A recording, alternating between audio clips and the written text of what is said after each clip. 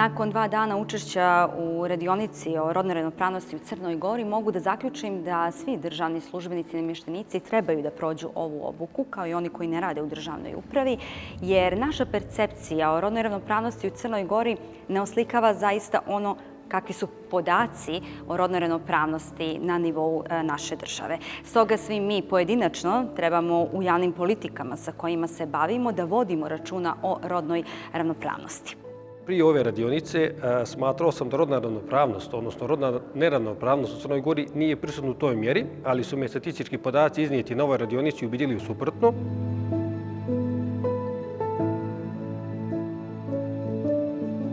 Prethodna 2 dana su pokazala da je obrazovanje zapravo ono što je najvažnije, ono što je ključ.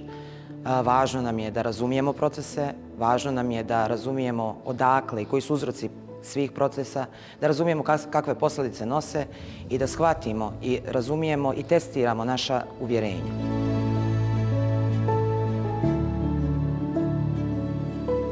Smatram da je velika potreba da se ovakve radionice organizuju u mnogo većem broju, da bude mnogo više polaznika, da praktično državna uprava bude zastupljena u svim segmentima.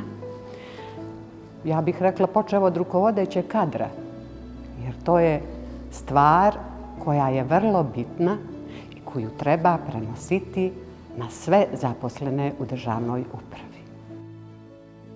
Mislim da su prethodna 2 dana samo pokazatelj onoga što sam inače mislio da, kad je u pitanju tema rodne ravnopravnosti, da su edukacije pravi način da se temu uvriježi i da se podigne kapacitet zaposlenih u državnoj upravi, što između ostalog pokazuju i neki statistički podaci gdje, na primjer, 75%, više od 75% zaposlenih nikad nije prošlo temu rodne ravnopravnosti, da nisu toliko poznati neke osnovne stvari koje se tiču toga ili zakonska rješenja.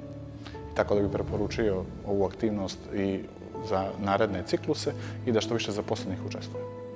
Obrazovanje i razumijevanje doprinosi i boljoj demokratizaciji u našem društvu, dostizanju odgovarajućih standarda i onome što smo svi tu. Da društvo bolje funkcioniše, da omogućimo dobro upravljanje i da mi možemo da promijenimo naše institucije i okolnosti u našoj državi.